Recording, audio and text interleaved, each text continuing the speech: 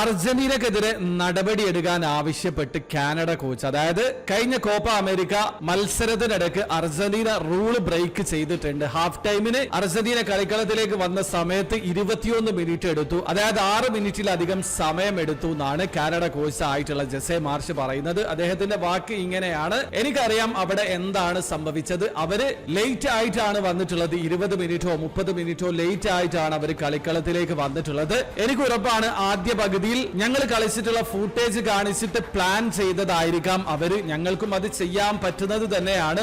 Referee നല്ല രീതിയിൽ ഇത് ഹാൻഡിൽ ചെയ്യണമായിരുന്നു. ഞങ്ങളാണ് ഇതേ രീതിയിൽ ചെയ്തിട്ടുള്ളതെങ്കിൽ എന്തൊക്കെ വിവാദമായിരിക്കും ഉണ്ടാവുക, ഞങ്ങൾക്കെതിരെ നടപടി ഉണ്ടാകുമായിരുന്നു. നിയമം എല്ലാവർക്കും ഒരുപോലെയാണ് വേണ്ടത്. അതുകൊണ്ട് അർജന്റീന ടീമിനെതിരെ റൂൾ പ്രകാരമുള്ള നടപടി എടുക്കണമെന്നാണ് കാനഡ കോച്ച് ആയിട്ടുള്ള ജസെ മാർഷ് പറഞ്ഞിട്ടുള്ളത്. അതായത് ഇക്കാര്യം അർജന്റീന മാധ്യമങ്ങളെല്ലാം റിപ്പോർട്ട് ചെയ്യുന്നുണ്ട്. അർജന്റീന ടീം സാധാരണയിലും 6 മിനിറ്റിലധികം ലേറ്റ് ആയിട്ടാണ് കളിക്കാൻ എത്തിയിട്ടുള്ളത്. ഈ കാര്യമാണ് ജസെ മാർഷ് ചൂണ്ടിക്കാണിച്ചിട്ടുള്ളത്.